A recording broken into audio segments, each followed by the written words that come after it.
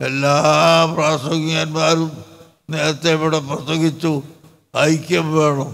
ഞങ്ങളും പ്രസംഗിക്കുന്നു, ഐക്യം വേണം. എല്ലാ ഐക്യവും എന്ന് പറഞ്ഞാൽ ആശയത്തിലുള്ള ഐക്യത്തിന് യാതൊരു നിർവാഹവും ഇല്ല. ആശയം പിഴച്ചു പോയാൽ അതിനോട് ഐക്യപ്പെടാൻ ഞങ്ങൾക്ക് സാധ്യമല്ല.